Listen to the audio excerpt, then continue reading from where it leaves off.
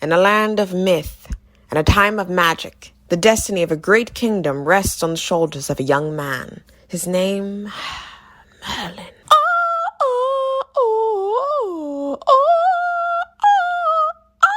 So it's finally come. It's finally here. For those who have seen my very first video ever on this YouTube channel, I've been basically every single day since I started this channel. I promised you a Merlin breakdown. Now I've gassed this show up 10 billion times, and I'm here to break it down because there's a lot wrong with Merlin.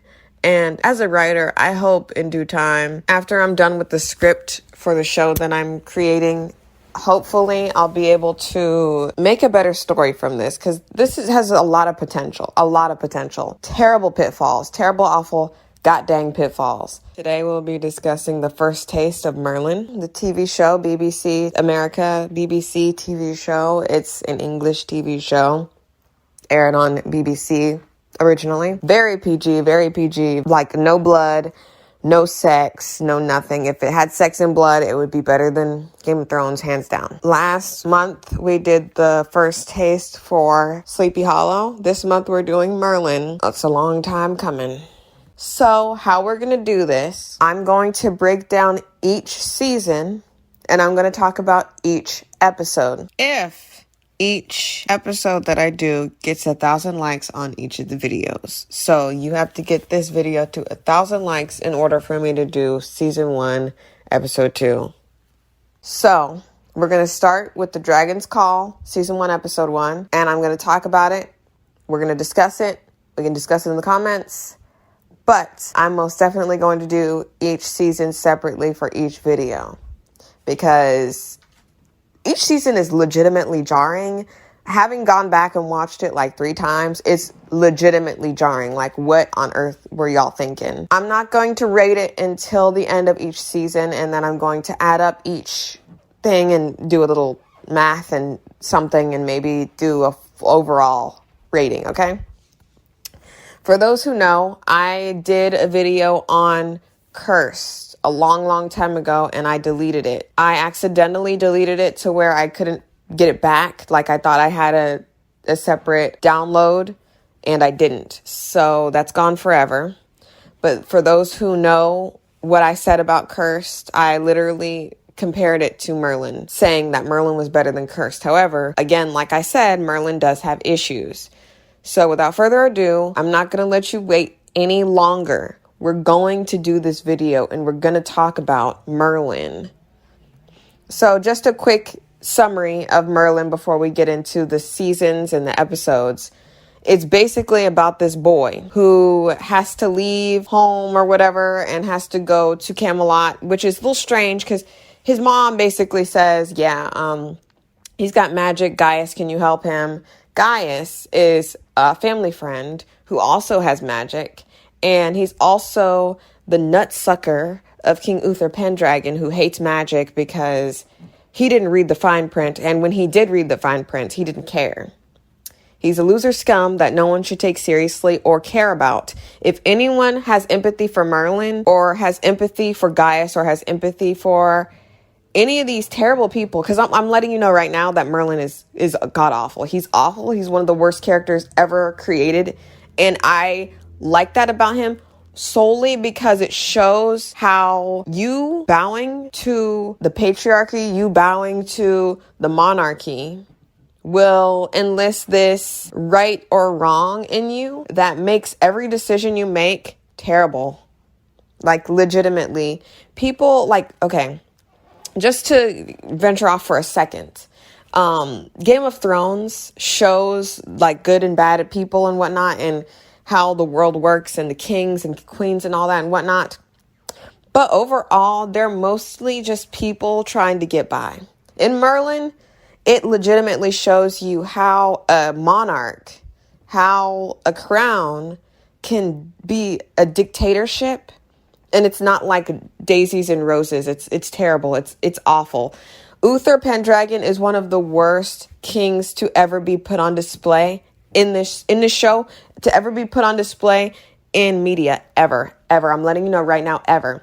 I do not have sympathy for him. I don't care when he cries. I laugh when he cries. I laughed when he died. I just want to let y'all know that's just the overarching thing. And don't even get me started on Arthur. So let's go. Let's get started. Season 1, episode 1, The Dragon's Call. The show starts off as Merlin walking up to Camelot, the castle, because I guess Camelot is the whole arching place. Like, I don't necessarily know where. Maybe when we get to it, when I'm gonna pretend like I haven't watched all this crap like 50 times. I've literally watched this show like 60 times. It's crazy. But we're going to talk about things as it happens, because I may have forgot something, because a lot of things, I'm going to let you know right now. I am biased. I am not going to side with Merlin, Gaius, or anybody except Gwen. And even when Gwen makes mistakes, I'm going to let you know what problems. They also fumbled Morgana. Like, learning about the Arthurian lore, I actually literally have an Arthurian lore book. If I remember, I'm going to put it in right now so you can see exactly what I'm talking about. There's been so many depictions of these people to where if the person who created this show pigeonholed into a particular instance, and I'm just going to name this one instance, like what happens with Lancelot.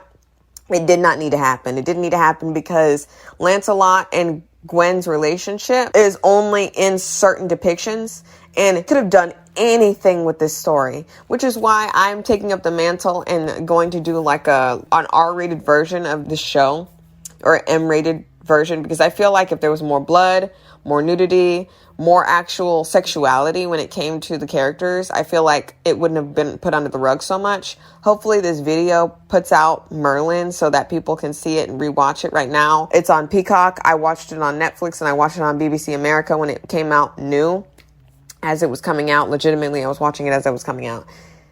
It's got a very dated self, okay? So don't be looking at me like, oh my goodness, you made me watch this crap. It's going to look dated for like quite a few episodes. However, I do believe datedness is really good when it comes to like medieval times, Middle Ages crap, because it's old. It looks the freak old. Like, just like Conan the Barbarian with Arnold Schwartz. I personally liked Conan the Destroyer, or the one with Grace Jones. I do believe it's Conan the Destroyer, but I don't remember. But like I said, I digress. Let's get back to season 1 episode, Dragon's Call. Merlin's pulling up to Camelot. Mom sent him out there because he's got magic. He need to be protected. And where best to put your son who's got magic than in the disgusting clutches beneath the disgusting hairy nostrils of one of the most vile kings to ever be put on media, Uther Pendragon. I don't know, like, it just sounds crazy to me. So like, okay, this is just crazy to me. This is what it is. His mom was like, oh, he's got magic, protect him, Gaius. And what does she do? Send him to the doorstep of the dude who would single-handedly have him killed for magic. I don't understand. And why trust Gaius? You're gonna know why I dislike Gaius as time goes on. Just know that he's one of the most evil people of the show. But this show is so PG, so G, so vanilla that they make this monster into someone that everyone loves and cares about, and we're supposed to care about if he dies. Anyway, back to Uther Pendragon. Y'all will know why I hate Uther Pendragon so much, to a degree to where I'm just like, bro, get up on out of here. I wanted you dead from the first episode. Like, I have no idea why Merlin is not a good person. I'm letting you know right now, he's not a good person. And like, no one can say, oh, it's just because of magic. It's because of magic. It's because of magic. The people who made this show did everything with intention. And they made it seem like magic was something horrible just because people who were using it were horrible. Merlin has to be the worst person with magic ever. Morgana doesn't hold a candle to him. He literally kills people in cold blood, but I'm going to get to that. There's this guy who, I think his name is John Hurt. And if you've seen V for Vendetta, he's the guy who was on the front where he was like talking to everybody. And he's the dragon's voice. The thing that I didn't like about what they did with the dragon is, again, they make it seem like magic is something that corrupts people rather than being a vessel for corruption. And I feel like they could have done so much better with that instead of just doing the same old routine, magic's evil, da da da, yada yada. You know what I mean? Like, his rationale with molding Merlin to the way he wanted to made no sense, 0 sense. And I'm going to let you know, I'm going to talk about it when we get there, okay? As of right now, Merlin is walking up to the scene. He's walking up to Camelot. This is where we start. He's taking everything in. He's looking around. He's like, whoa, I ain't never been here before, because he's just from the sticks and garbage. There's nothing but Anglo-Saxons in this Camelot place. Funny enough, this first episode is like one of like a few episodes where you see black people just in general. And please don't bring up Guinevere, because she's just one person. You take 3 white people from this show, any white people, there are still dozens of white people left. You take 3 black people out of the show, and that's all of them. I'm letting you know right now. That's all of them who are constant and consistent. So as we're walking in Camelot, and then the first thing that this dude sees pulling up legitimately is this man get killed. Did he steal something? No. Did he kill somebody? No. He was found guilty by Uther Pendragon for conspiring to use magic and enchantments. Sorcery, basically. He literally was killed. He was sentenced to death for conspiring. Conspiring, in that word in itself, could mean you conspired to do something and you did it, or you conspired to do something and you didn't achieve your conspiration or whatever. I don't know how you say that, but he legitimately died for no reason. Just to let you know, he dies for no reason. He gets killed. That's the first thing that Merlin sees when he pulls up to Camelot. It's insane. And then you've got the audacity of it all. You've got people praising Uther. You've got people, okay, you don't have people praising Uther, but you have people not seeing Uther for who he is, talking about, oh, I sympathize with him.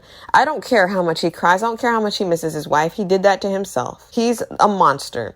He's more of a monster than any serial killer in fiction. In fiction. He literally, what he committed was the Great Purge, and Gaius is no better because he sat there and watched him. But let's continue. So, boy with magic pulls up. His mom thinks it's a good idea to send him to the place where he will get killed for magic. Wow, that's interesting. Again, like I said, the people who made this show made the mom an idiot. Like, the mom doesn't exist as an idiot. She exists as an idiot because someone created her like that. It's a tad ridiculous to send your son underneath the nose of someone who's going to kill him if he sees that he does magic. And as you see, as the first episode goes on, Merlin don't give 2 cracks about using magic anywhere at any time. He already knows magic. What I would have liked would have, and yes, he eventually learns more magic, and it shows that he learns more magic. But it's funny because if he were a she, people would be calling him a Mary Sue because he already knows magic. He already knows how to use magic. He knows how to use magic enough to save Gaius the first time he meets him, when he's falling from the scaffolding or whatever, when he falls from the shelves. He knows how to slow down time. He knows how to slow down everything to get him. He would be considered a Mary Sue. The reason why I'm so mad right now is because I just recently saw Keke Palmer talking about, oh, I don't like Wednesday because she's such a Mary Sue. Like, I'm so sick of women falling into that thing. There's no such thing as a Mary Sue. There are characters. They're either well written or bad. They're written well or they're poorly written. That is it. There's no Mary Sue. There's no word to define it. It is merely poorly written character, great written character. It's a marvelously written character. I'm so sick of people saying Mary Sue, but no one calls any of these boys Mary Sue. Boys, literal children in anime that can do anything. And people are like, oh, well, that's anime, da da da da. No, because you'll say a girl is a Mary Sue if she's like that in anime too. So stop. There's no such thing as a Mary Sue. And I'm sick of people talking about Mary Stu. No, there's no Mary Stu either. If there's a Mary Sue, then you are a Mary Sue. Do not masculinize it. You put that on us, we're going to put that on you. You don't get to masculinize something that you already made into existence. However, let's get back to it. So like I said, old dude is sentenced to die because he conspired to presume to possibly maybe use magic somehow, sometimes. But Uther didn't see it though. Uther didn't see it with his own eyes. So he like jerks himself off in front of the entire Camelot society and talks about how righteous he is and how just he is. And he's like, but I cannot tolerate magic, so you die. And this is where we see Morgana looking out the window talking about, oh my gosh, I can't believe that he killed him again. Even though, girl, you've seen this how many times? You're going to sit out there and look at him get killed? Like, how many times are you gonna watch this man kill this man? You could have put something in his drink for years now, but nope. Every single person that's around Uther is complicit. Every single person around Uther is complicit, even Morgana. He doesn't even get no final words or anything. He literally just puts his head on the thing and gets his head chopped off. And then his mom comes out of the whole entire group. Everyone's literally watching this dude as he gets killed. Everyone in the whatever town, court, whatever. I don't know. I don't necessarily understand the logistics of Camelot. Like, there are peasants who pull up inside Camelot, and then there are people who are like, I guess, the wealthy people who get to live in the castle, but also there's also the servants who are in the castle, but they don't live there, which is a little strange because it's like, why wouldn't you just have your servants living in the castle? But they go, like, the reason why I know that they don't is because Guinevere is a servant to Morgana. She's her handmaiden, and she leaves to go home to her black family, who I'll introduce to when they get there. But legitimately, this dude gets his head chopped off, and his mom pulls up talking about, I can't believe you just killed my son for no reason. Thanks a lot, you scum, for the billionth time you've killed someone for no reason. Because, like I said, he conspired to use sorcery. We don't see it. We get no evidence of it. He didn't even say, here's this person who was struck dumb because of sorcery or something. Like, he didn't say anything. There was no evidence. There was just this guy, and he didn't even get to defend himself. He didn't even say any final words. What you got? Like, do you deny these crimes? Like, he didn't give him a single chance. He just killed him on the spot. And everybody watched. Everyone's complicit. Like I said, even Morgana. Merlin pulls up looking while the girl's like, you killed my son. She looks old and decrepit. She's like, you gonna pay, Uther Pendragon? An eye for an eye, tooth for a tooth, son for a son, right? And then he's like, seize her because she ugly, I guess. Like, she literally did nothing but call you out, boy. Like, she's a peasant to you. Literally, all you had to do was laugh and leave. But he's gonna talk about seize her because he's gonna kill her too. He literally gonna kill her too. Like, and yes, you could say, oh, well, she's committing treason for going against the king or whatever. But like, again, like, there's no hardcore evidence. It's just her saying stuff. She's old woman. You're really going to seize an old woman. But he says seize her, and then she disappears because she's got magic, because I guess the guy did have magic, but he didn't get a chance at a fair trial. He didn't get a chance at a fair trial. He didn't get to defend himself, and he got killed in front of everyone. Embarrassing. So that's the first thing that Merlin sees. We are introduced to Merlin, and then we're introduced to Uther, and then at a lesser extent, because we don't know her actual name yet in the actual show. I only know because I've seen it. Morgana sitting up there.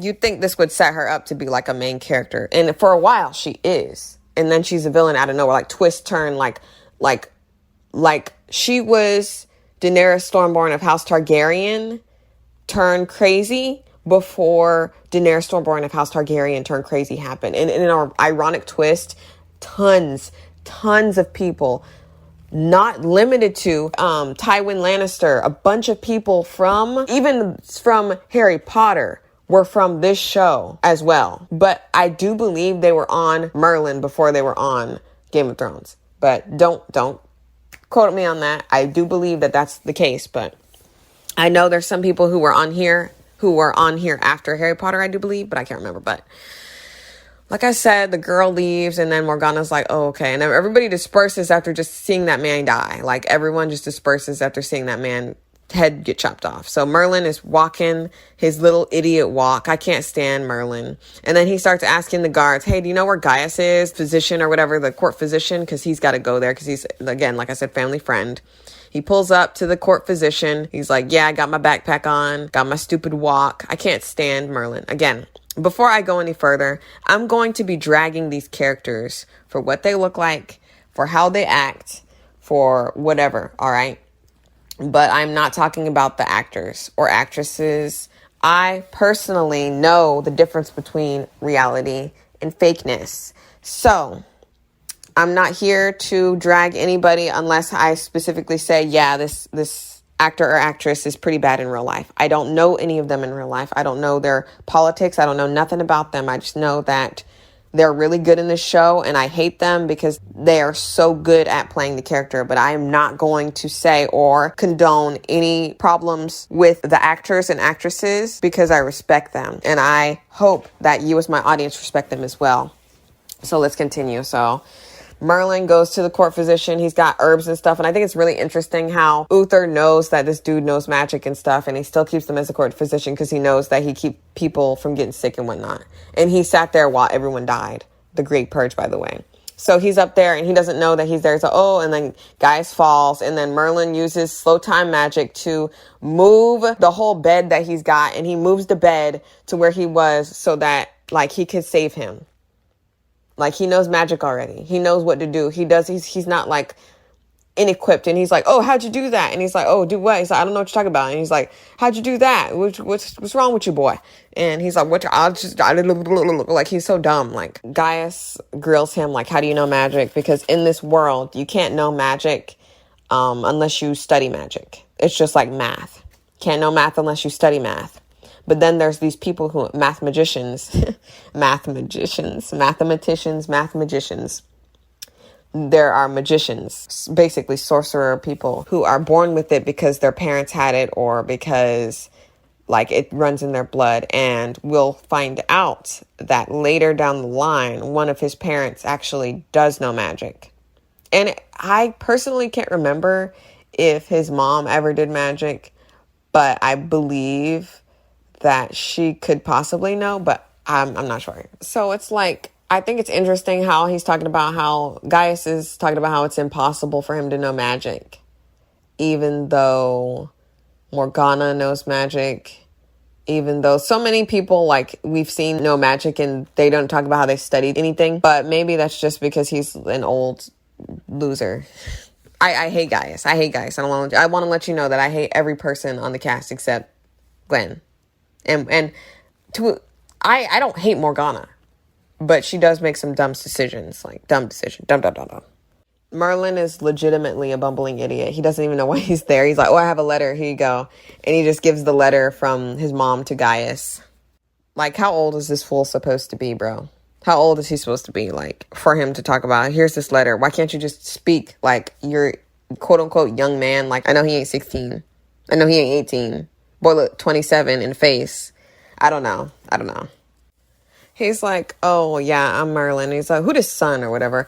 What he says is unknown. I literally had to turn on subtitles to understand what he's saying because he's like, who this son? Like, he didn't even say the full name. Like, he just said crazy stuff. But he literally is like, oh, I know you because we're friends of the family, da-da-da-da-da.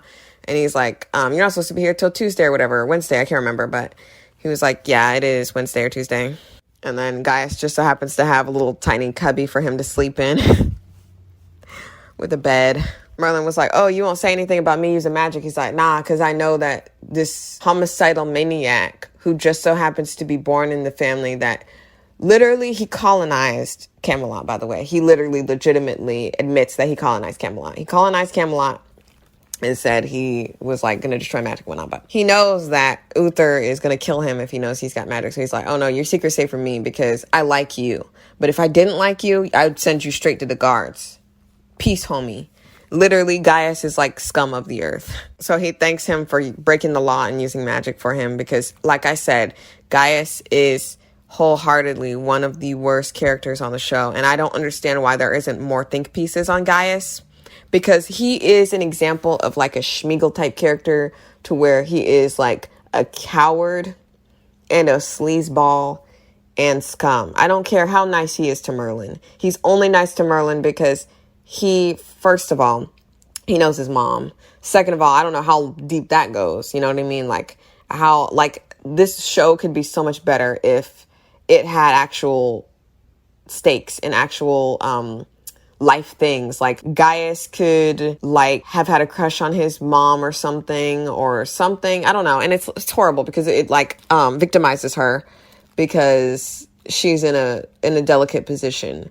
But that's reality. That's reality. There are victims and there are predators. And I feel like Gaius has the best makings of a predator, of the worst type, because he is disgusting. And I'm going to tell you more about how disgusting he is as it goes on. But as of right now, he hasn't done anything on screen yet. We don't know, as the audience, if you're watching this for the first time, that he sat back and watched people die. So Merlin looks out his window the first night of Camelot and just sees like all the lights and hears everything. And he's like, yeah, this is better than the sticks that I was living in. And he just takes it all in. We have yet to even meet Arthur at this point. It's just been like 5 minutes. So Gaius reads the letter that Merlin's mother put in his knapsack because he's dumb and can't speak words, can't just tell him. I guess maybe he doesn't know what's in the letter, okay? I'm gonna just give it to him. I'll just give him this one grace. Everyone gets a single grace from me before I just drag them for filth. This is the one grace I'm gonna give Merlin. Maybe he didn't know what was in the letter.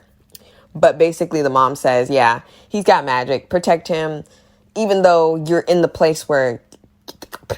Bro, okay, whatever. I guess that's the safest place because he knows Gaius got magic and he'd keep him alive. So I guess that means 1 + 1 = fun. Like, she basically is like, he can't stay in our podunk place because everyone knows everyone. And if he keeps being reckless with magic, even though he's being reckless with magic right next under the underbelly of the guy that's scum and will kill him, I just don't understand how he's safe here. I just don't, how he's not safer from far away from... I don't know. Okay. So she just says, yeah, protect him. He's got magic. He reckless. Help him. Guide him. Thank you. Have a good day. So she ends it like, oh, may God save you both, because she knows he's got magic. So it's like, yeah, fun. And so now this old fart is sitting back like, dang, I got something to do. I was literally living my life in the lap of luxury after all my friends died. But now I got to deal with this dude. Like, I don't know. I just can't like Gaius. I'm so sorry. I'm so sorry to all the people who like Gaius. I can't stand him. Now we get to see a scene that is perfect. I feel like this is one of the most perfect scenes in all of the show. Season 1, episode 1. This is it. So Uther talks to Morgana. For those who know the story of Morgana, she's supposed to be the ultimate villain. Everyone knows when they first watch the show that she's ultimately going to be evil. It's just, how will she become evil? How will, in the terms, not even evil, just opposing Merlin. So this is the opening to what could possibly be what people say as the turning point. Just like when just like I said, she's the beginning. She was what Daenerys Stormborn of House Targaryen was, when people were like, oh, she was evil before, when she was like, oh, fire cannot kill a dragon, after she saw her abusive brother who was going to rape her because she was not listening to him or whatever, and wanted him to have braids or whatever. Literally, that was what he was going to do. When he was like, oh, you've woken the dragon, he was going to rape her. That's why he was on top of her. I don't know why y'all think that her watching him die slowly was something to be seen as evil. She literally was assaulted by him multiple times. I bet you anything in their lifetime, he was probably abusing her the entire time. But the way people look at that scene where Drogo put the gold crown king over his head, this is like a mirrored scene like that. This is the only time and instance in which you could say, oh, this is when she turned, this is when when literally no. But this is a good scene. So Uther pulls up and talks about, Morgana, my ward. You are my ward. He goes to find her instead of sending a servant to go find her, because this is a good scene. Like I said, this is a good scene between two great actors.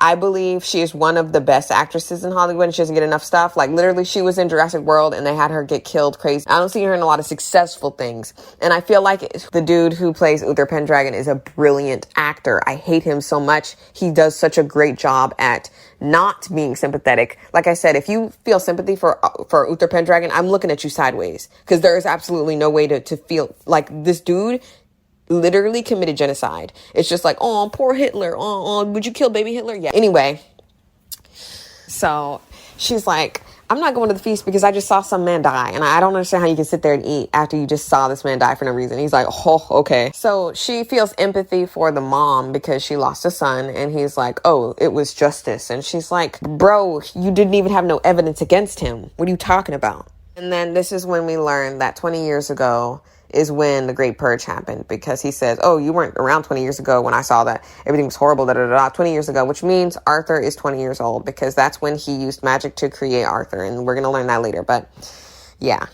She's like, how long are you going to punish people for what happened then? And he's like, until people realize that there's no place for magic at Camelot, la la la la la, with his eyes closed, like, bro. And then we learn that he's her legal guardian, ward or whatever. We hear ward a lot. I think in the first season, we hear that a lot because she's like the person he took under his wing, da-da-da, when your father died, da-da-da-da. Plot twist. I'm not going to talk about it here, but we'll see. For those who know, you know. I know, you know, we know. And then the best line is uttered by Morgana.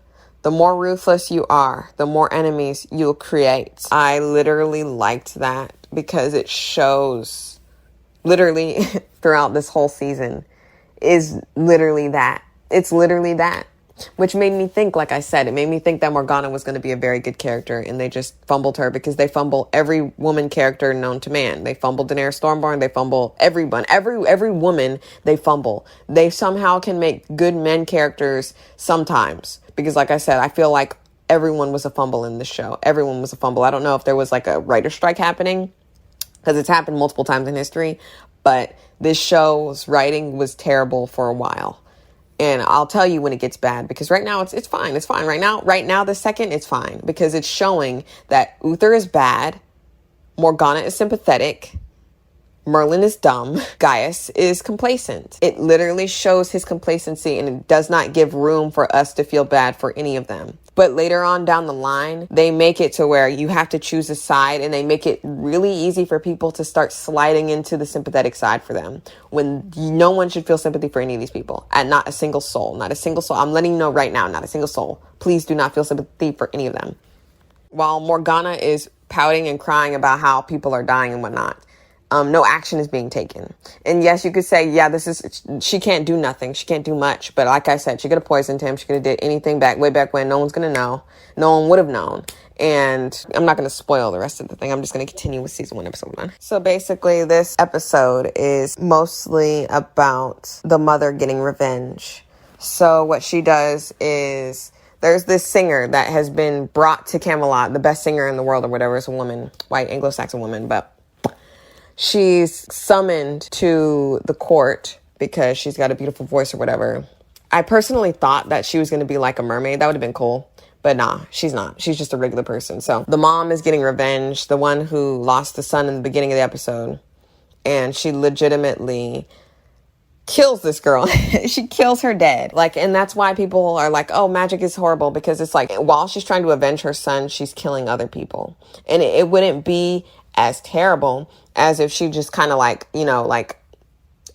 didn't kill her, but she kills her nonetheless. And I guess she doesn't care because she's complacent. Like I said, every single person who's around Uther, she's going to sing for Uther. She's got Utherian guards, Pendragon guards, I guess I could say. This singer has Pendragon guards.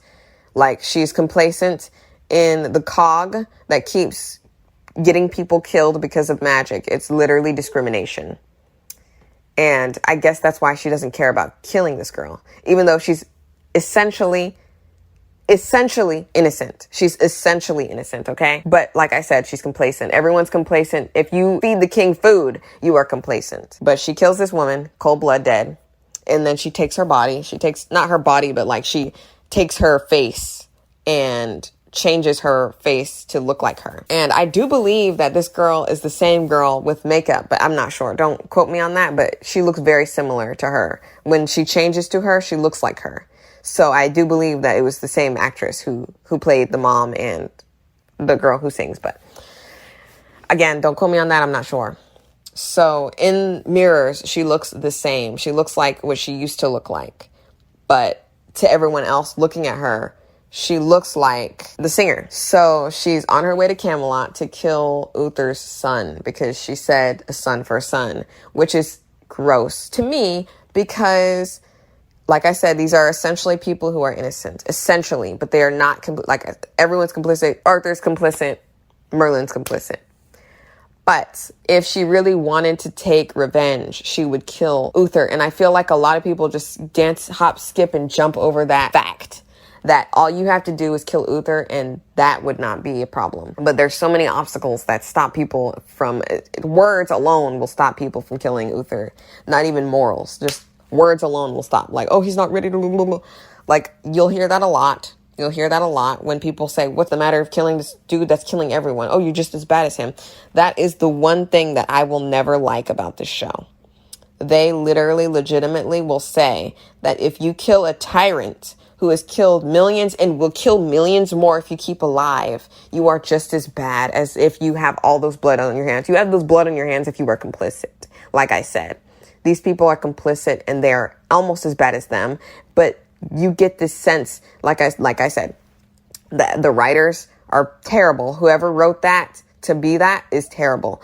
But if you want to go back and see, like, monarchy is like that. Monarchy is inconsistent. Monarchy is irrational. So tyranny in itself is irrational. That's why it makes sense that that happens, but I just hate to see it. You hate to see it. So this is the first time we see Merlin wake up. We see Merlin wake up and he's legitimately sleeping in his bed, and you hear that dude's voice from the beginning, the voiceover, the dragon, saying his name because he's calling him. This is called The Dragon's Call anyway. What I would have liked is if the dragon were a woman or were a female dragon, because it would have also played into the motherness. Because it's like if she was a mother and then all her kids were killed, because I'm not going to get into the dragon yet because we haven't met him. But I just feel like it was a missed opportunity to make the dragon a woman. So basically, when he wakes up, he realizes Gaius is poor. And he just gives him porridge and stuff. And he has like a bucket of water to bathe in. Even though he's like essentially in the castle, he's a part of the court. He has no court anything except the clothes he's got on his back legitimately. He's like broke. For sitting back and watching all your friends die, you'd think he would have like a wing of the castle, you know? But no, he's still treated like garbage. And that's one thing that I do like about the show is like, no matter how schmeasly you are, no matter how weaselly you are, no matter what you do for this family that's rich and powerful and the monarchs and tyranny and whatnot, you're still a flea. He still treats Gaius with such disrespect. He has no money. How does he get paid? We don't even know his salary. And for some reason, even though he's already seen him use magic, Gaius is still asking Merlin, how did you do magic? Like, bro, it's happened. Let it be. This is something that's a little inconsistent with the magic because, like, okay, we know Harry Potter, you got a wand, you do sometimes you don't have to say the spell, but there are spells that need to be said in order for things to happen. Gaius's hang-up is the fact that Merlin doesn't speak when he does magic. However, if you've seen, we'll get to it, but there's a little inconsistency when it comes to how special Merlin is when there are other people who have been seen to do the same type of magic but are not seen as special. Let's continue. So Gaius is making Merlin his herb runner, which is someone who goes and gives people medication around the castle, I guess, or around Camelot in general. Sometimes he goes to Camelot in general, but he's just going around the castle for now. And he's like, I'm going to let you be the herb runner until I find paid work for you, basically. Which means he's not getting paid for any of this. He's legitimately an intern. And because he looked at him with a side eye with that porridge, he's like, bro, you really going to show me this porridge and tell me you expect me to eat this? He gave him a sandwich with some meat and bread. Looks like actual people food. But he tells him, oh, go to these places, and he's going to give people medicine, basically. So that's what Merlin's job is right now. Merlin's job is to give people medication. And he basically just told him before he left, bro, if you get caught using magic, you're going to die. Which, he just saw someone get killed. Also, what is strange to me is the fact that he knows exactly where to go when it comes to the herb running, like the medicine running. Maybe, okay, yeah, he could have asked guard because we've seen him ask guards before. Maybe we don't need to see him ask guards every scene where to go, but I think it would be interesting for him to not know where to go and be lost. But like the first door we see him open, knock, literally is the person he's looking for. It would have been interesting if he like looked around and got lost, at least the first time. And there's this funny thing. This show's a little slapstick, okay? I'm warning you. It's slapstick. So he tells Merlin to tell the dude that he's giving the medicine to, don't drink it all at once. He's blind, so he doesn't know. And it's like, what? How do you not know? It's not about being blind that you don't know. It's about he literally just chugs that crap. It's medicine he's been taking for a while. And he still chugs that crap because I guess he doesn't care about his life. Because just because you're blind doesn't mean it's like, okay, take a little bit. But it's like he's chugging it. He's chugging it. He could just take a sip. He's drinking that crap down like orange juice. But it's just crazy. Merlin is like the worst medicine runner in the history of medicine runners. He waited until that man had that stuff down his gullet before he was like, oh, guy said don't take it all at once. Like, okay, why didn't you tell him before you gave him the medicine, don't take it all at once? And now this is where we're introduced to Jerkenstein, Arthur. For those who have seen the show iZombie, he might be very familiar to you because he was like on a few episodes. I can't remember how long he was on that show because I stopped watching that crap show. But yeah, he is Arthur Pendragon. He's a jerk. He's scum. He's treating his servants like trash. And then Arthur gets confronted by Merlin when he's like calling him a jackass and whatnot. And he swings on him. He swings on him. He gets him. And then in this instance, we also see Gwen out the window doing her courtly duties as a handmaiden, doing laundry, and sees Arthur being a jerk to Merlin after he tries to kind of save the dude because he's kind of chivalrous in a way. Merlin is chivalrous in the beginning. He's not chivalrous later down the line. He literally stops being chivalrous. But in the beginning, he's really like a catch in a sense for what he doesn't have in everything else. But I don't understand. You know what's funny? Because Arthur was like, oh, hit me. Come on, hit me. And then when he does try to hit him, he says, oh, that's a fence. You could be killed or whatever. And he's like, oh, what, you the king? And he's like, no, I'm his son, Arthur. And then he gets put in the stocks. And I think that's funny. That's like one of the funniest scenes that's happened in the show. Because it's like, he told him to swing on him and then he did. It's like he was obeying the commands of the king's son. And then he gets thrown into the dungeons for it. It's hilarious. It's like, bro, don't tell me to swing on you. And then when I swing on you, you throw me to in the stocks in the dungeon. He literally gets thrown in the dungeon. Then he's in the stocks. Because literally he was going to be killed. Like, I was just going to let you know he's going to be killed. The only reason why he's not killed is because, yet again, here we go, Gaius comes out and saves only the people he likes. He gets to save the people he likes, and then people still call him a protagonist or at least a good character. He is terrible. He is one sorry sack of crap. While Merlin is sitting in the dungeons rotting away, the mom who saw her son die, and now she is masquerading as the vocalist for the feast that they're going to have or whatever. Even though he made it seem like, why aren't you at the feast? They made it seem like the feast already happened. So like, how many times are they going to feast? You know what I mean? Like, how many times are they going to feast? But okay, I guess maybe that was the same day. I don't know. That wasn't the same day because Merlin went to sleep and woke up. It's just a little strange. It seems like they kind of switched the scenes maybe to make it seem like the girl was already there, but she wasn't. She just got there because, again, Merlin sleeps in the dungeons. It was night. It was like daytime, and then now he's awake and it's still daytime. So I think he slept a day at least, but he's just sitting there like, oh my goodness, how did I get here? Bro, you swung on the prince, but he told you, so I can't hold it against you. He told you to swing on him, but he legitimately gets saved by Gaius, and he's like, I can't believe, like, the moment you out my house, you legitimately getting arrested. He literally got arrested. That's crazy. And then the thing that he gets to do is be in the stocks. And that's one thing that is like, makes it seem like, oh, Arthur is better than his father because he would have killed him. If Uther was a prince and he was in the same position, he would have had Merlin killed, even though he was not a threat to him.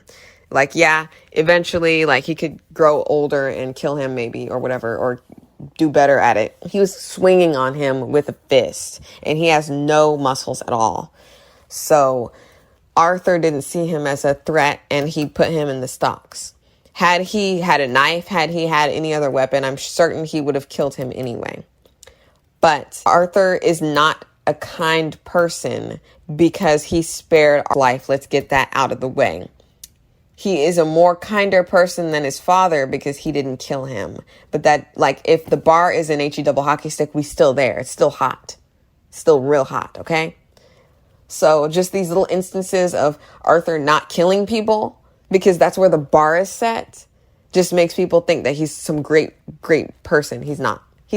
And I feel like making this show an M-rated version of a show would have also went deeper into how similar he is, because you can't be raised, and yeah, there could have been governesses or whatever, but you can't be raised by essentially the devil himself and then be somewhat decent. It just doesn't happen. And he's not somewhat decent. I'm going to tell you all the egregious things that Arthur's done. And it's not even, like I said, if the bar's an HE double hockey stick, the bar is killing people just for looking at you wrong. So when he doesn't do that, you're obviously going to think, wow, this guy's so much better, when he's not. He just is better in a different way than the person who's the worst person on the show is. And Uther is tied with Gaius, but no one wants to talk about that. Y'all aren't ready for that conversation.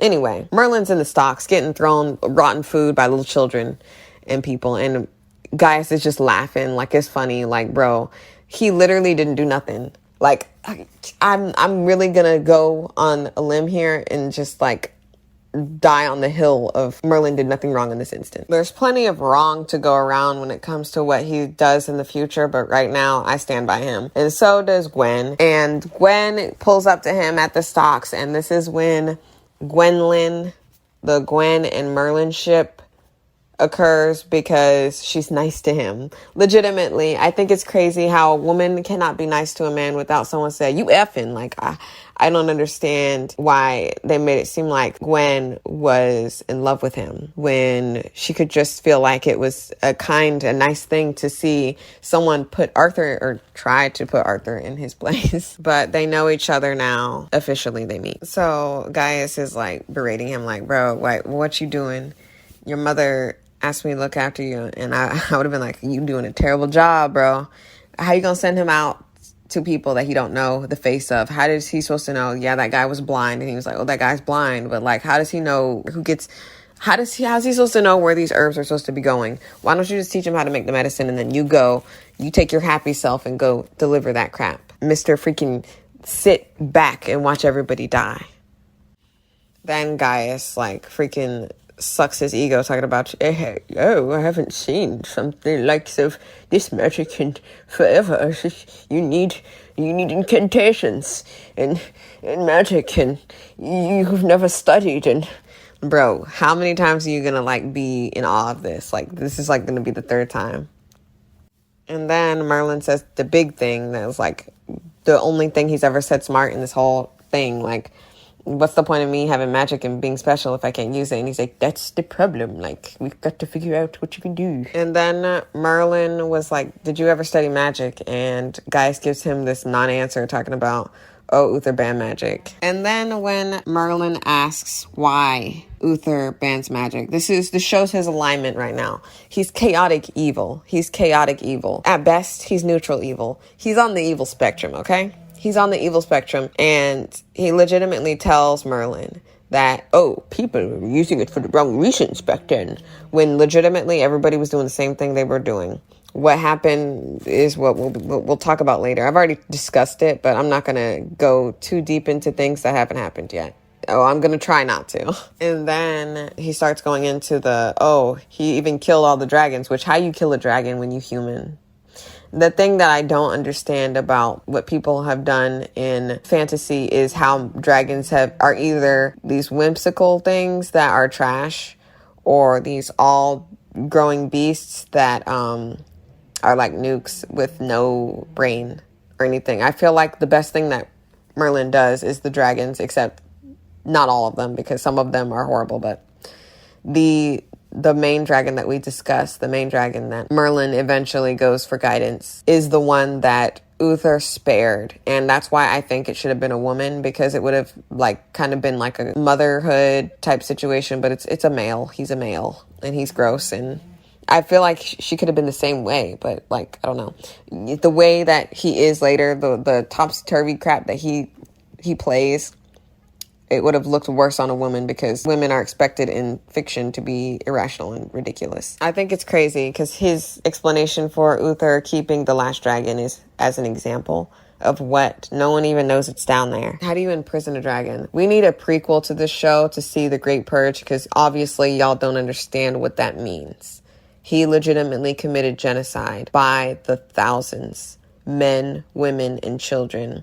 Anyone who says that Uther Pendragon is any sort of redeemable, anything about him can be redeemable just because he cried once. You make me sick. So the next scene is of Merlin going to give preparation H to the singer lady. I just said it because he said a preparation, but like legitimately it's like something for her throat or something because she's gonna sing. So he knows this woman, he knows her. So when she says, I don't need that crap, he's going to be like, oh, what does she mean she don't need that crap? She's used that crap for years, da-da-da-da. And again, like I said, the vocalist was complicit in Uther maintaining his tyranny. Merlin goes into her room and starts looking around and touching her stuff. Legitimately, it's crazy. And it's just like, he gets away with stuff like this because, oh, she's evil though. But she's evil though. But like, it's not his stuff to go through. He is in the wrong here. Like, just because she's evil and just because, he has no prior reason to go through her stuff or feel like anything is off kilter because he doesn't know anything about magic. Get out of here. And so he goes into the streets again, once again, walking around, and then he sees Arthur and he challenges him to a rematch. And he's like, okay, this time I'm not going to play dirty and pull I'm the son of the king card. We can actually fight. So he fights him, even though he's been training literally all his life. And this string bean pulls up to him. He's going to fight him in single combat. But he uses magic. Slapstickness ensues. The whole town is watching Arthur look a fool and fumble over stuff and whatnot. He literally has like a star. And he's like, do you submit? Do you submit? And while Merlin's back is turned, because he sees Gaius in the audience looking at him disgruntledly, even though this dude literally said, let's fight, like 10 toes. And Merlin, once again, did nothing wrong because Arthur was willing to fight him this time. But while his back is turned, he gets him and it's ridiculous. He essentially sucker punches him to the ground and then sweeps him up. And then he tells his guards to let him go because he's pathetic and useless. And he's like, oh, there's something about you, Merlin, I can't quite understand. He calls him brave because he's a string bean who was willing to fight Arthur. And again, like I said, there's these little tiny hints of kernels of, oh, look at this. He's such a great, like, he's not so great. And yes, you can say that heroes are made, not born. But like, you guys give too much grace to Arthur. And maybe you don't. Maybe by the end of this, when I'm done talking about it and putting all my thoughts out there, maybe I'll change my mind. Who knows? And then Gaius berates him, talking about, you don't respect magic, you just using it for games. And he's like, I could move stuff before I could talk. Legitimately, like, y'all aren't calling Merlin a Mary Sue here. I've never seen anyone sit down and literally come out their disgusting throat and call Merlin from Merlin a Mary Sue. He legitimately said he moved items like that before he could talk. Not before he could walk, but before he could talk, which means this boy was a baby. He could be a toddler at best, moving objects, but no one calls him a Mary Sue. He didn't learn nothing. He didn't even have a little tiny booklet. He wasn't reading anything. He's a Mary Sue essentially, but no one says it because Mary Sue is only delegated to women. And then when you call out Mary Stews, quote unquote Mary Stews, the people who say Mary Sue will argue you down and say, oh, no, Luke Skywalker had training. Like, did you see the montage? Did you miss the montage of training? And then has this epiphany that he never really has again. I don't remember. But he's like, if I don't have magic, what do I have? Because he's been put in stocks and stuff. And Gwen called him string bean and everyone sees that he's a string bean. He can look in the mirror and see that he's a string bean. And he's like, well, I'm not strong and I'm not powerful. I have no power in this world. I am a servant. And, well, he's not a servant yet, but he's serving Gaius. So yeah. Funny enough, he calls himself a nobody, even though Merlin is supposed to be like the best sorcerer to ever live. He's like, if I can't use magic, I might as well die. So here Merlin goes, sitting there pouting like a little baby. Like a little baby, like a little wham baby. Because he gonna get killed if he used magic when all you gotta do is like kill Uther, but whatever. Gaius comes in like, dang, I feel real bad. He don't feel bad that all his friends and family died in the Great Purge. Let you know what the Great Purge is. People died, just to let you know. Horrible deaths. Burnt at the stake, head decapitation, maiming, everything. Like, they need to do a prequel on Merlin about how ruthless Uther was, because they acted like it's cutesy, like, oh, if he gets killed, then you're just as bad as Uther. No, you are literally not. You are literally better than him. You are literally better than anybody in the world, because you killed the monster who's killed countless children and women and everybody on earth, bro. So while Merlin's getting his wounds taken care of from being in the stocks and being in the dungeons and being everything horrible, they just have philosophical conversation about, oh, am I a monster? I don't understand what they were going for with this. It's just, it's just like, okay, I need to do my Attack on Titan video because it's the same problem. The exact same problem that's here in Merlin is the exact same problem that is in Attack on Titan. They make it seem like the people who are disparaged are evil because they have a means to protect themselves. And it's the same thing as people with magic. They have a means to protect themselves against people like Uther who will kill them instantaneously. But you cannot defend yourself, or even you don't even like, I can't. I have to do my Attack on Titan video, but it's just like, he literally asks him, oh, am I a monster? Bro, you haven't killed nobody. Have you killed one person yet? Yet. I told you yet, because we're going to get there. We're going to get there when we get there. We're going to do a tally on how many people Merlin straight up kills in cold blood. We're going to do it. And I'm going to let you know. I'm going to let you know the counter.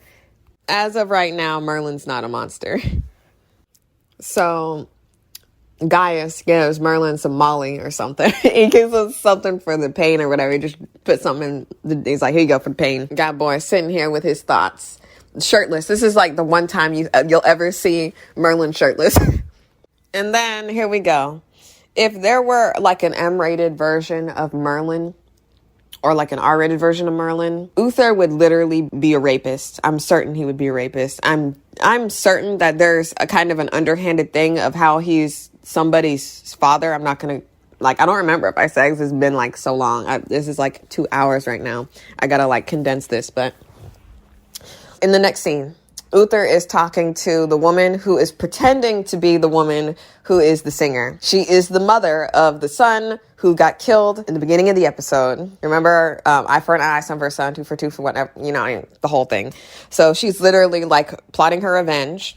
And she's literally like telling him basically like, yeah, you're gonna have to wait for my performance. He's like, you will not deny me. Like, he would straight up like kill her if he like could.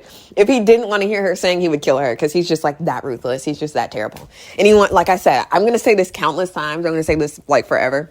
Anyone who thinks Uther is at all in any way, shape, or form a likable character under any circumstance, I don't know what is wrong with you, but you are like chaotic evil. Like chaotic evil. He is evil. I don't care if he cried once, because it's like I saw someone talk about how, oh, Uther's so sympathetic. Like, what you mean he's sympathetic? He killed 10 billion people. What you mean? She's like, but everyone would be there at the feast where she's going to be singing. And he's like, oh, they wouldn't miss it for the world. And then she's like, well, your son be there. And he's like, oh. Yes. And then we get the thing that I have a problem with the Attack on Titan is they make it, like I said, they make it seem like the people who are disparaged, the people who are seen as less than in the show are legitimately less than. Like, it's not like a hearsay. It's not like a anything. It's not like a, oh, well, this is what this appears to be. It's like law set in stone. Like, you can make like a hierarchy in a show, but you also have to show that these people are evil who are doing the hierarchy-ness. So in this scene where they're sitting there eating together, she's like, oh, a shame that I haven't met your son yet, because she just wants to kill him. That's all she's here for. She literally doesn't even want to kill Uther, which is a little crazy, because it's like, he killed your son. It's not like, oh, make him suffer. He's just going to make everyone else suffer more. And that's another thing. Some of these quote unquote villains, and I'm going to say quote unquote until they do something actually putrid and horrible that I think is horrible. She's killed a woman who was complacent, and she's taking her identity.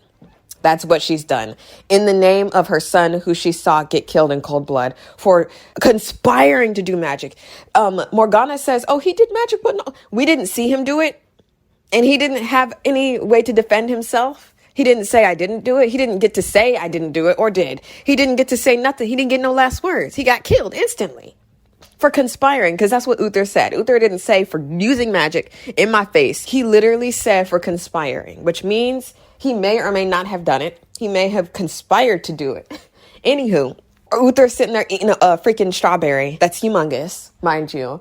And she's like, shame I haven't met your son. He's like, well, that's Arthur. He's never here, even though it's like, what? How is he not here? And where is he? And also get your son. Like, you're a terrible father. Anyway, she's like, oh, poor son, it must have been hard to grow up without a mother. And then this is how we know that you regret, or whatever that girl, I don't know her name. We'll know her name when she come up. His wife who got killed by, I wonder who killed his wife. I wonder who killed his wife, because people are going to have the incorrect answer. I just want to let you know it's not a woman who kills her. So that cancels out that person that you're thinking about. And we'll talk about her when she starts pulling up. So this girl basically puts herself on blast, talking about, oh, the bond between mother and son is like something you can't break, or it's horrible. And she basically is like letting him, she should just kill. And like I said, complacency. I feel like if you have a plan to destroy a person that is the destroyer, just like Alduin, the world eater in Skyrim, for the nerds and geeks, you know, that's an example that I can give you that you will understand. Like you kill Alduin, but you like, oh, the last dragons, there's ain't no dragons left. Like, I'm gonna say dragons in quotes because I'm wavering. Anywho, legitimately, bro, like legitimately, I don't understand how this girl can go up here and talk about, oh, I'm about to kill your son. Like, it's just blood on blood. Like, that is blood on blood. But if you kill someone who has tons of blood, like Arthur is complacent, but he's also the son of the person that is killing everyone. So you killing the person who is essentially innocent is a little strange when his complacency only goes as far as the fact that he was raised by that indoctrination. And people, you can say that people inside a society are indoctrinated by that society. But what you don't understand is that there's always a dude that's pulling the strings. And Uther Pendragon's the one that's pulling the strings of this whole operation. He dies. Essentially, it should begin the dissolution of his tyranny. It's not going to do it right away, but this girl needs to kill him. She's right in his face. Where are the guards? If she wants to give up her life for the cause, she can. And she was going to give up her life for the cause anyway. When we see what she do, I'm going to let you know when she do it. But this girl's literally sitting in front of him. She could have poisoned his strawberry. She could have did anything, and she's just letting this dude live. So like when what happens, it's like she looked dumb and stupid because all she had to do was kill this dude, and that was it. Stab him, something, maim him. What doctors are going to help him? He's going to talk about, oh, I need magic so I can survive, because that's what he always do. He always talk about magic when he want it, and then be mad when people, like other people use it. He's like the biggest hypocrite in fiction. But this woman intends to kill Arthur instead of killing Uther, the person who actually killed her son. So that's where we on right now. That's the one she on right now. Super annoying.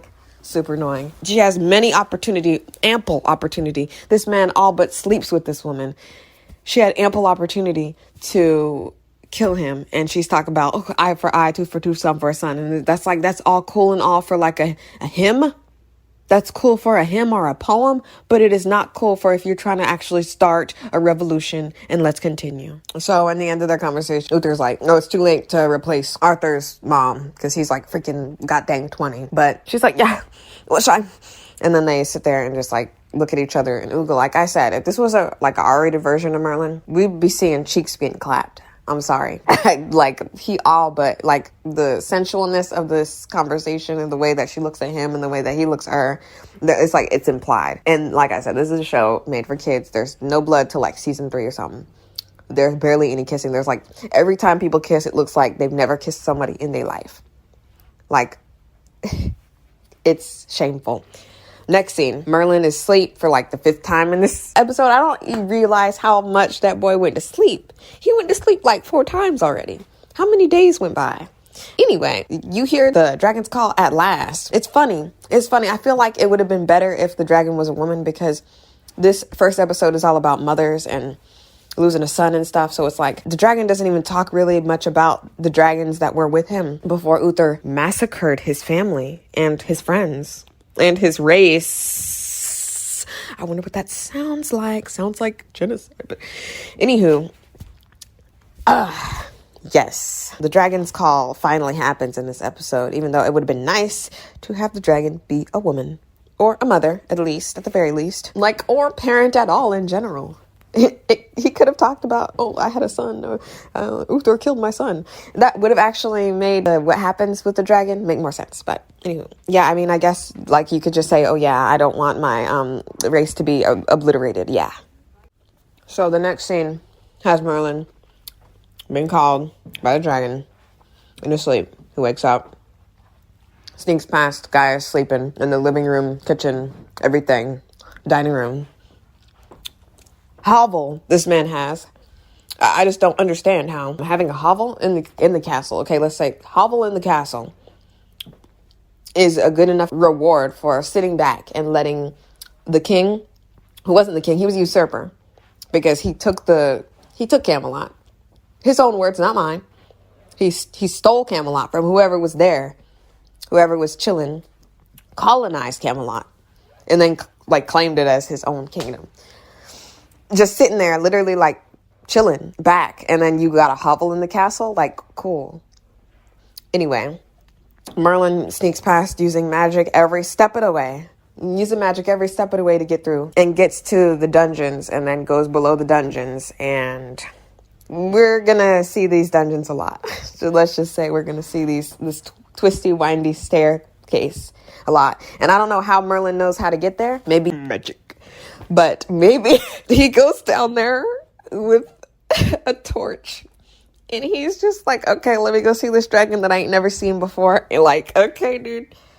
This is where you get the first, I mean, you've been seeing magic happen, you know, like CGI is terrible, but the magic that happens is like more believable. Like it's like on the par with a old Harry Potter. And that wasn't that bad, right? That wasn't that bad. The magic isn't the problem in this show. The magic isn't the problem.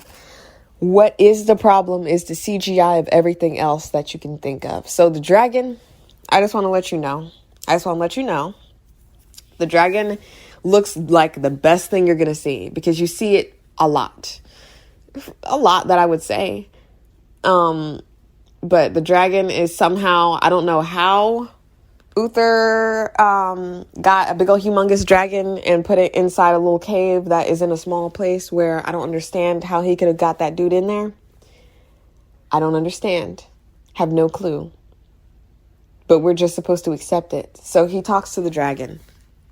First thing he says to Merlin is, how small you are for such a great destiny. And it's kind of just like, I completely understand how Merlin could be indoctrinated into this upholding tyranny thing, because he, like, the moment he was introduced to this dragon, he literally was wanting to know what his purpose was. He was going to die. He was going to commit suicide. And I feel like I said, in a more mature version of the show, he would have attempted suicide, or he would have, like, because he said he might as well be dead, but that was like, that's it. That's all we get, him crying.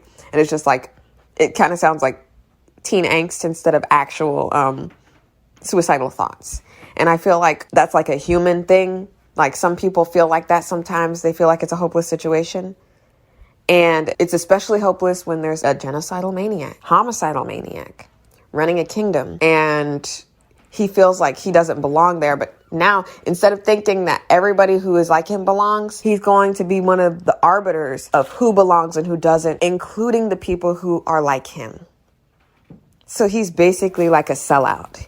This is the moment he is indoctrinated into being a sellout, because this dragon manipulates him the entire way. I believe he manipulates him the entire way. However, I'm not saying he's manipulating him into doing, he actually does, because Merlin actually doesn't listen to him at all for the most part. Like, and I'll let you know when he does and when he doesn't. But he literally, like, starts talking to this dragon. I'm not sure if the name is ever said in the show. I don't remember.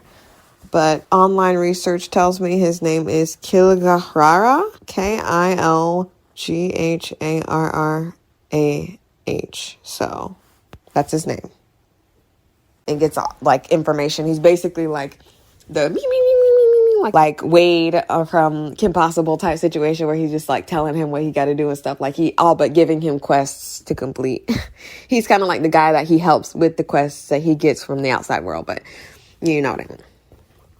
So out of his mouth, the dragon says, Arthur is his reason, is his purpose for living. That's what he says. He says one day he's going to be king and unite the land. I'm not going to spoil if that happens. I feel like the people who made this show were kind of like at the end, they were like D&D trying to like subvert expectations. And in the process of trying to subvert our expectations, they just like crap the bed. But we'll talk about it when we get there. But literally right here, right now, this is exactly when it happens. The dragon tells Merlin that his purpose for living, his purpose for having all these powers, is to serve Arthur Pendragon, the guy who he's already had beef with for a while now. Now, the next prophecy that he gives him, or the next part of the prophecy of Arthur being Merlin's purpose for living, for existing the way he is that there will be obstacles for him before he becomes king and before he unites the realm. And it's going to come from friend and foe alike. And he doesn't listen to this. He doesn't listen to this at all. Like, it's crazy. Like I said, the dragon is manipulating him, but he's not being manipulated to do something that's not going to benefit people who have magic. What he does is for the sake of magic, for the most part, because I'm going to tell you when he messes up, because he messes up one time that I can think of only. And I was really mad at it. And that was like the only time that Merlin listened to him for real. So the ultimate goal for the dragon is to have Albion. Albion, I guess, is the United Realms or whatever, I guess. So Arthur is a jerk and a loser. And Merlin sees that and he's like, well, what does that got to do with me, bro? Like, I ain't helping this dude. He sucks. And he's like, you'll find out, you'll learn, you'll do. He's like, you got this wrong. I don't like him. He stank. And he's like, there's no right or wrong. There's just isn't. And that's like right or wrong. But okay. You can play semantics. You can play, and like, you can play like crazy crap all you want. Like, you one of the only consistent dragons out there, bro. Like, if you want to know my opinion about what a dragon should be, and I'm not like one of those people who are like, oh, a dragon's got to be one thing. There's multiple types of dragons, but some people don't understand that. And some people think that it's okay for dragons to look different. And I'm like, okay, that's cool. But it's like funny because you change something and then it's like different. So it's like dragons can't be just like Transformers and just be anything you want it to be like. Like, this ain't no Optimus Prime. Like, he literally says that he'll give whoever wants to kill Arthur a hand. Like, in this moment, that's what Merlin said. Even though Uther is the one that's killing people. I don't understand. Merlin has the context right now in his brain and his soul that Uther Pendragon is a monster. But he feels like, and yes, you could say that, oh, he's like a kid or whatever, young adult. And be like, oh, he's immature. And doesn't see the big picture. The big picture saw him when he entered Camelot. He saw that man get killed. Like, it's one thing to hear people say, oh yeah, this man's a bad guy. It's another thing to straight up see him pass the sentence of judgment and do it in your face. Like, you literally felt the blood splatter on you. And that would be cool. That would have been cool. But like I said, ain't no blood. You ain't gonna see no blood for like a couple seasons, son. So if that's what you want, you're going to have to watch Game of Thrones. But I feel like if they gave this show the Game of Thrones treatment, it would be so much better because it would have better writing as well. Not the ending. Like I said, I don't know. Y'all crap the toilet. Y'all crap all on the toilet seat at the end of every seat. Like, it's just like, you got to like play it as if there's going to be another season.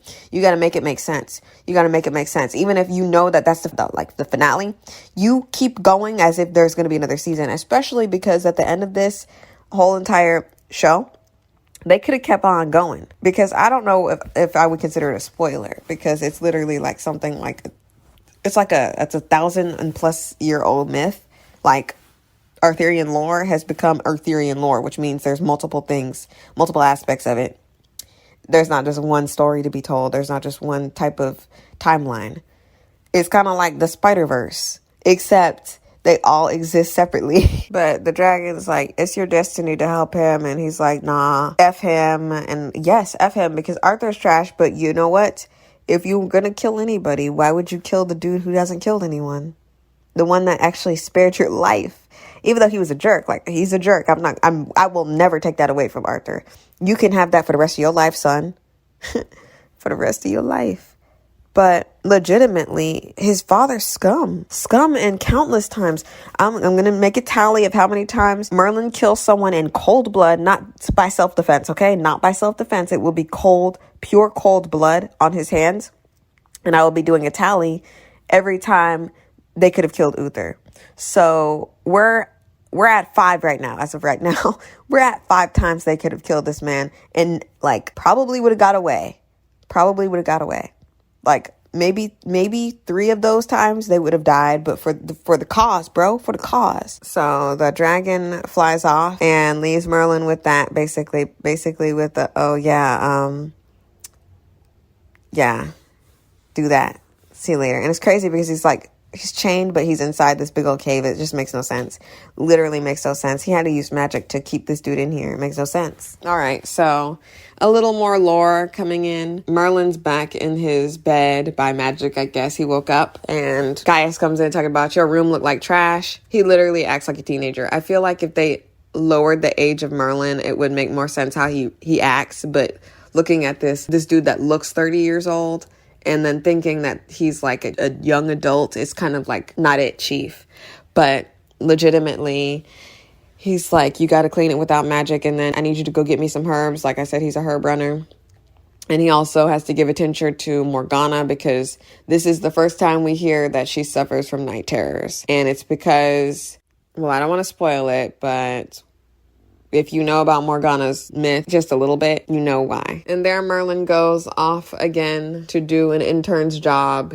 Paid-less intern. He has no money right now. Like Gaius said out of his own mouth, yep, you ain't getting paid for this. So he's literally doing crap for nothing. And then Morgana, she's got like a room and stuff, so literally, she got the door open and everything. It's a little crazy for the ward to do that, but she's getting undressed and the door's open. I mean, I guess there is no door. I don't know. They have doors. It's just very inconsistent. It looks like there's no door, but there's a door. We're supposed to, but it's open. So it's crazy. But she thinks she's talking to Gwen, and this is when basically Morgana talks about, oh, I don't look at Arthur. Arthur's such a jerk. And it's like a little strange. I mean, it's not strange in the sense of medieval times. But they don't know that they're related. So this whole will they or won't they with Morgana and Arthur seems cute, even though I don't like the whole guy's a jerk, girl's rational. And she seems irrational because the guy who's a jerk gets everything he wants anyway, despite her nagging things that she's saying. But the world around her is irrational, so she looks irrational to the world. But Merlin comes in with the medicine, sitting there pretending to be Gwen because she thinks that she's talking to Gwen. Then Gwen comes in, and this is where we get more of that. I personally believe their relationship's platonic, but people are like, oh, Gwen and Merlin could be something. Some people hate that, actually. They actually like Arthur and Merlin, and I'm going to explain to you why I don't like that. It would be nice if there was an actual healthy relationship there, and I would support that, but I don't because there isn't. So Gwen comes in, and she pretends like she was always there because, I don't know if he would get freaking thrown in the stocks, but she's freaking naked in there getting dressed, so he should probably leave. Gwen saves Merlin for like the 10 billionth time in his life.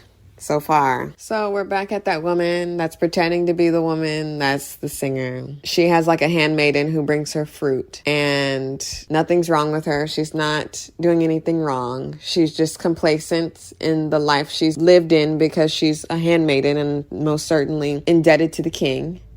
So her getting killed, she has all the mirrors covered so that no one sees her true identity. But she uncovers it by mistake and sees her, so she kills her. And yeah, that was a bad thing, but you know what?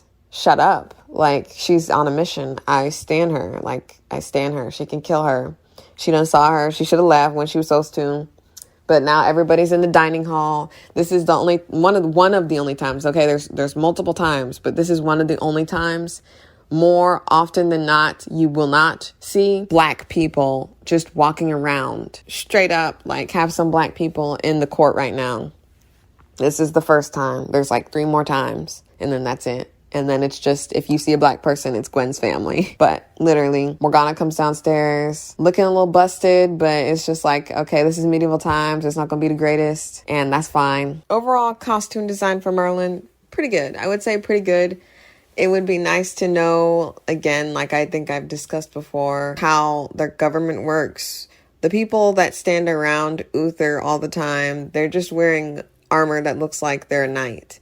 Like, where is the master of war? Where's the master of the navy? Where's the master of the horses? Like, where are all the people that, like, the treasurer?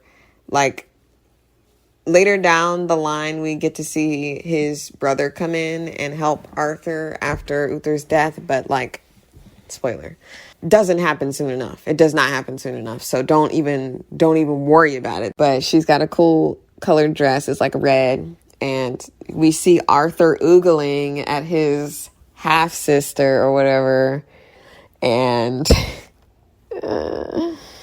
we don't know that they're related. So Merlin is staring at her like, that dress is so, it's giving 5s. It's giving 5s and 6, especially since her stuff's all off and sideways. And then Gwen's like, oh, isn't she beautiful? She could be queen. I know I can't be queen. I know I won't never be queen. And I'm just a serving girl. And it's just like, okay, dude. Okay. It's understand. Okay. We get it. We get it. But I love Gwen. I don't care what she does. Like, every wrong is a right. Like, Gwen's the best. Gwen's what you would say best girl. And then she like has a little flirting type situation with Merlin. It's like that thing, like I said, that very awkward interactions they have with each other. These are very good actors and actresses. So it's like, it reads really well. So here we go. The girl's going to do her thing. I literally have this song that she sings on my phone. I literally have it on there because it's so good. It's like one of the best songs in the show. I thought that they were going to continue with having like a lot of good music, but this is like one of the only times that they're singing. Instrumental soundtrack's really good though. But here comes Uther Pendragon, the killer of people. Like literally the worst man alive. Literally, and he's like, oh, everybody, gather round. They're having a feast because he killed somebody. I just want to let you know this is exactly why they're having a feast. They're having a feast because they killed somebody. So I hope you have a good stomach because he's walking on the screen and he's smiling like he's not a killer. So everyone sits down for the girl because she's going to be singing. She'll be like, and then everybody starts like passing out, and then there's like spider webs everywhere. And I thought that was really cool, but it would have been nice to see spiders somewhere else before here, because it makes no sense that there's spider webs. And I guess it's just because they needed physical cue to show that things were happening. But you also get to see while they're all listening to her, there's like black people in the court, and they're actually like wealthy and stuff. So that's really cool. Like I said, it's like 1 of 3 times. This is the first, so keep your tally. And this is when she decides to kill Arthur because everyone's passing out and stuff. And the only person who didn't pass out was Merlin. And I don't understand how people don't understand how Merlin wasn't affected by it, because he realized that people were passing out, and even Gaius passes out, and it's just like everything's crazy. So he's like, oh, I gotta help. And then he's like, let me use magic. And then his eyes turn yellow. Just let you know, the physical cue that shows that he's using magic, because people can't see it, apparently. I think they talk about it like in the behind the scenes thing I've seen. I love Merlin. Like, I love Merlin. I hate Merlin. It's just like I love Attack on Titan and I hate Attack on Titan. It's like the same thing. It's like they share very similar problems. But I'm probably going to go into more analysis of Merlin than Attack on Titan. I'm just going to do the characters. Most of the time when I do anime, I just do characters, or I do like seasons or whatever. Just seasons, not like episodes like I'm going to do for Merlin. But literally, girls singing and stuff. And she's, instead of killing like Uther, which would have been chef's kiss, vampire's kiss, she decides to try to kill Arthur. And then Merlin's like, you know what, let me just do this. And I want to know, please explain to me how a chandelier falling on a person is gonna like automatically, if you wake up from a nap, like, woke up from a nap and you saw that, would you turn to the person that's standing over them and say, yep, you did that. Thank you so much for saving my son? Why? Okay, so it's crazy. It's just crazy. But everyone sees the girl because she's out of her magic now for some reason. The chandelier that Merlin drops on her gets her magic and whatnot. But I guess this is when he sees her throw the knife that is sent to Arthur, and Merlin runs to try to save him because Arthur, even though he's been taught from birth how to fight and stuff, his reaction time is like toilet water. He's just sitting there staring at the knife. So this is when Merlin helps him. And I guess this is when Uther could be like, yeah, you saved my son or whatever. But like, he helps him and then he's like, oh my goodness, you saved my son. She literally dies after that because the stupid thing kills her, the chandelier that got thrown on her. But no one understands how the chandelier fell. And he doesn't think he's got magic from here. Like, I just want to let you know, it's going to be one of those things, slapstick from here on out. It's going to be like slapstick magic occurrences happening. And even though, like, it's scary because if anyone sees him do magic, like, literally, he's going to die. But he's like, oh, you saved my son? You saved my son. I'm going to give you 3 options. Tell me what you think happens. You save the king's son from death, pending death. You save, actually, essentially, Camelot's future because you only got one son and you old and crusty and no one wants to have children with you. Do you A, get received by the king and get better housing, get better food, get better everything, get a horse, maybe some land, maybe a lordship? You B, get a wife, get handed a family, maybe some estate on the side, anything at all. Or do you C, do you become nothing, become less than nothing, become the guy who you don't care lives or dies, even though just episodes before you were talking about you owe your life to this peasant. You just call him a peasant every time you see him, and every time you can do anything good for this person, you do horrible. What of those 3 options do you think Uther does for Merlin to show his gratitude for him saving Camelot's future? Because it's not A or B. That's the hint. The hint is it's not A or B. He literally becomes basically his handmaiden. He basically becomes his handmaiden. He becomes his hand, basically, like his serving boy. He's like, you will be my son's servant. And then he walks away, and then like everybody's happy. It's like crazy. And then except Gwen's like, oh, I know what that means, because you literally got to wipe his butt cheeks when he goes to sleep. So now Merlin's sitting there like, now my destiny is to help this dude. And it just so happens that I saved him and now I'm his like servant. It's like, bro, he doesn't even get better housing. He comes back to Gaius's house every day to sleep because that's where he lives. That's where he gets to sleep. He didn't get no more housing. He didn't get a wife. He didn't get no land. He didn't get no estate. He didn't get an acre. He didn't get no mule. He didn't get nothing. He just got to be able to wipe with his bare hand the butt cheeks of King Arthur. That is exactly what he gets for his reward. And Gaius is like, oh, it's a great honor. It's and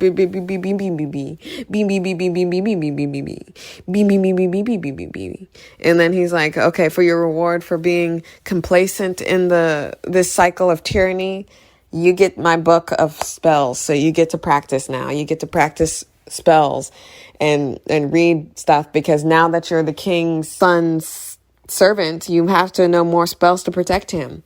Basically, it's like he's getting rewarded. It's like positive reinforcement. It's like, how do you not become another cog in the machine after this? He literally gets this positive reinforcement for upholding this patriarchal, disgusting, vile, cruel system that literally obliterates the people who are just like him.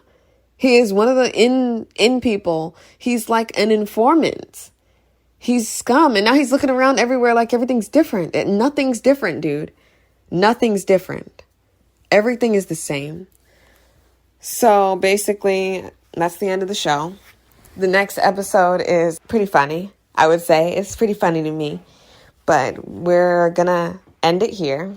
It's pretty long. I don't know how long this is going to be when I put this on YouTube, but this is the end of season 1, episode 1, The Dragon's Call. And I hope you enjoyed. I hope you watched it before you watched this, but if you didn't, then this is like spoiler. They're all going to be spoiler. I'm going to be talking in deep depth and analysis of Merlin, because I promised this to you back in 2018, and it's now 2023, and maybe it'll be 2024 by the time I get this out, but I intend to finish the whole season and post it episode by episode, and then make a big video of all of the episodes in one season when I'm done. So that's my goal. I don't know when I'm going to post. The bad thing I will say about this show is it lacks nuance within itself. This first episode just encompasses what is wrong with the entire TV show and its moral values. So just bottom line spoiler. Uther Pendragon colonized Camelot. It was once a free world, free land. Everyone could do what they please. If you want to say it was lawless because it didn't have a king that was an English king or whatever. I don't even know if we're in England or where we are, like Britain. I don't know where we are specifically. It's just a magical land, all right? There's supposedly 5 kingdoms. Based on the Merlin wiki, it says Alain's kingdom, Deobeth, Olaf's kingdom, and 2 unnamed kingdoms. They didn't even put the effort in to explain how these kingdoms came to be. They had plenty of opportunity. They had plenty of material to continue the show on beyond, especially since, spoiler, like I said, Merlin survives years and years and years. And the 5th is Camelot. They don't really get into, what I don't like about the show is they don't really get into the politics of the characters when it comes to who's in charge, why are these people in charge, where they came from. What we get baseline is that Uther Pendragon colonized Camelot and outlawed magic within his realm. So within Camelot, no one's allowed to use magic. And in order for that to have been successful, he had to commit genocide. And it is mentioned multiple times throughout the show. It is well known by all the main protagonists and antagonists. I say quote unquote antagonists because antagony rests within if you're against Merlin. No matter if you are for good or for evil. If you're against Merlin, you are an antagonist.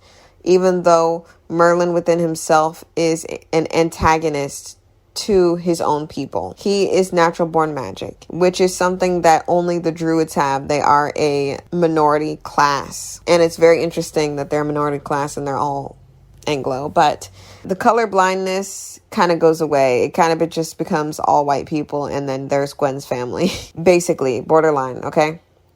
Stay with me here. So he had to commit genocide. And everyone knows that Uther Pendragon has committed genocide. Everyone knows this. Gaius was someone who had magic, and Uther knew he had magic, and he kept him alive solely because he knew he had magic and he could help him snuff the people out. He told Uther, Gaius told Uther about every single sorcerer and sorceress he knew except his girlfriend who he let escape. Aside from that one kindness, he allowed every man, woman, and child he knew to be killed. Man, woman, and child. He is a monster. Uther is a monster. Merlin is a monster by proxy for keeping this man alive. And one could blame the dragon for him keeping Uther alive because he was willing to kill him for a small time or let him die for a small time. He wasn't willing to kill him ever, I don't think. Well, except when he was like mind controlled. But he legitimately is one of the worst people ever.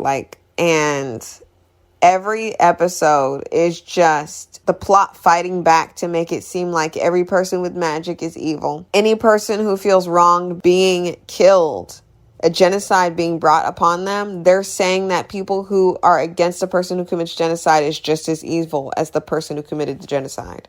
They always let you know at the end of the episode that killing Uther is just as bad as Uther killing children and babies from this group of people that he has collected as a minority and committed genocide against. This is the biggest problem of Merlin.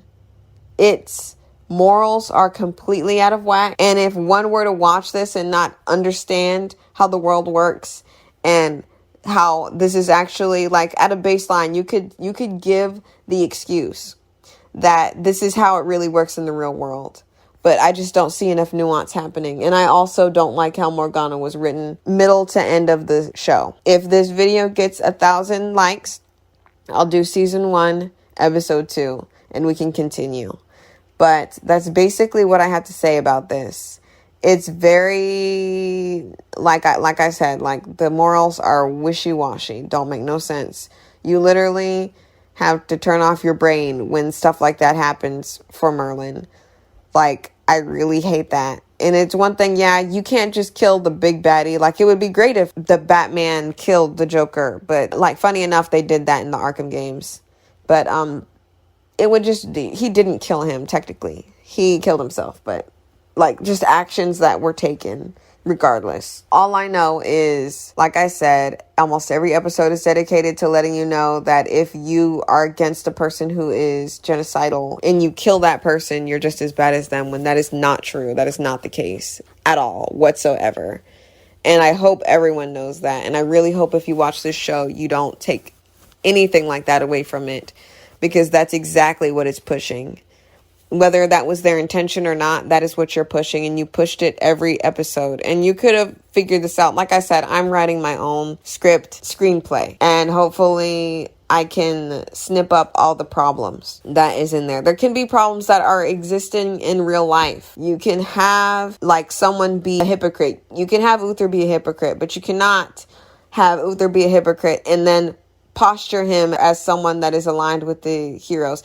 He is not only an antagonist, but he is a villain. And you know how they posture him that way? They let you know every other episode that all the people who are wreaking quote unquote havoc on Camelot, that most of the people, most of the time here and there, literally are just trying to kill Uther Pendragon. They're not trying to kill his line. They're not trying to kill everyone in the castle or kingdom. They are specifically trying to kill Uther because he's either killed one of their family members, or they just know the context that he just killed a bunch of people in a genocide. So, yes, when your show makes it seem like this guy, if someone kills him, then they're just as bad, because they literally say that to Merlin one of these episodes. They literally say that to him. Oh, you're no better. Da-da-da-da, you're no better. And then he starts spitting that out when Morgana tries to do whatever she tries to do. Spoiler. But I'm not going to say any more than that. All I know is you cannot say this dude's a bad guy and then also say, but if you kill this guy, you're just as bad. You are not just as bad. You're actually trying to help the world. So stop. No, I just like, no, like you have to watch the show to understand what I mean. It's very difficult for me to explain if you don't already understand where I'm coming from. It's just like, that's just horrible. I think that's a horrible situation. And for them to say that, and then for all the women to be like evil, except the model minority, who we can get into why Gwen, like the end of it, There's a lot to talk about when it comes to Merlin. That's why I love it so much. I still love Merlin despite all its flaws. But we're going to talk about those flaws, and we're going to talk about how they could have been avoided. Like, I will just say this real quick. Gwen is kind of like a model minority. Even though she's black, they don't give her any way to be a human being. She has to be good on all fronts. She has to be like, Morgana was a good mixture. She had her own personality. But when it comes to Gwen, she was kind of given little to no wiggle room when it came to being a person. When she did make a mistake, it was because she was under a spell. It was never because of her own free will. When she went against the group, when she went against Merlin, when she went against her friends, it wasn't because she had something better to gain, which she most definitely would have as a person that is just, she is literally the daughter of a blacksmith. Her mother's passed away. And then eventually she has no family left. The way she reacts to her husband Arthur's death. If you didn't know Arthur died in the Arthurian lore, I got some news for you. He does. And also what I did not like about Merlin was the fact that they ended it as soon as Arthur died. It's not called Gwen. It's not called Arthur. It's called Merlin. So as long as Merlin's still alive, I do believe you still could have made a narrative around him, especially since there are years and years after Arthur dies that Camelot still is alive and well under Guinevere's rulership. And they just kind of ended it there. And then when the actress who plays Gwen was asked about them coming back for like a reboot or something like that, or even another season, she was like, oh, we're getting too old for that. We're getting too old for that. But like, Gwen ruled for a very long time. She didn't die like instantly. She literally ruled for a very long time after Arthur died. But the final scene with her in it, I just understand the way she looks. I completely understand the way she looks. Spoiler, this is a spoiler. When Gwen is told by someone that Arthur has been killed in battle, she is very stoic. She is over it all. She lost every family member she ever loved because of the Pendragons. And now she has to carry on their legacy. And it would have been nice if she was pregnant. It would have been nice if there was something to continue on. But they don't show that she's pregnant. They never even hint at them ever having sex. Because, like I said, it's very G. It's very PG. It's like no blood. Like, no blood. Like, you will not see blood. Like, maybe you see blood in the final season, but you don't see blood. Someone will be stabbed and no blood will be there. That's crazy. You know, like, it's just like... But basically, that's Merlin. Like, I can talk for hours about Merlin. I could talk for hours about Merlin. It is such a good show. It had such great potential, and I can't believe that y'all wrote y'all characters. Like, I'm saying a lot of things, and I'm just, like, leaving it on the end because I have more videos to make. I can't elaborate on everything that I've said here, but just go watch the show. Please go watch the show. I hope this was an enjoyable video for you. I hope that it got you interested. If you like Game of Thrones, Wheel of Time, stuff like that, Witcher, Merlin is such a fun ride, and I commend them for making up creatures that don't exist or creatures that are mixed with other creatures that are in different cultures or whatever.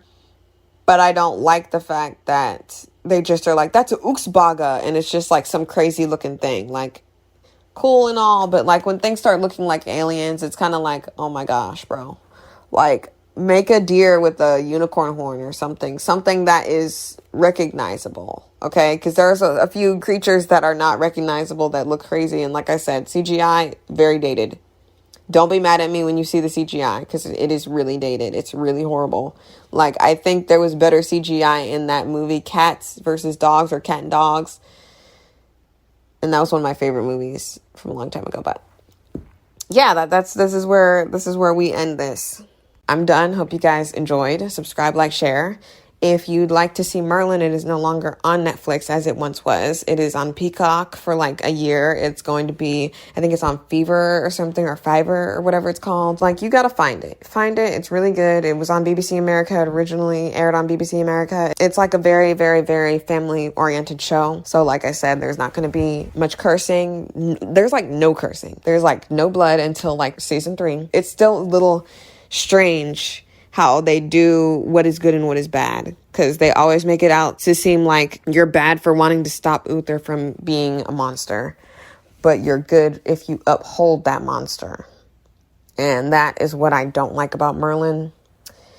I don't know if I would rank this episode. I'm not going to rank it by episode, probably not. I don't know what I said in the beginning because it's been like 3 hours. I've been talking nonstop, but I might just do the whole season, and then at the end, I'll probably talk about it in that season video. Maybe that's how I'll do it. But if If, and only if this video gets to 1,000 likes, I will do season 1, episode 2. It's real interesting. So hope you guys get it there. Yeah, I'm done. So yeah.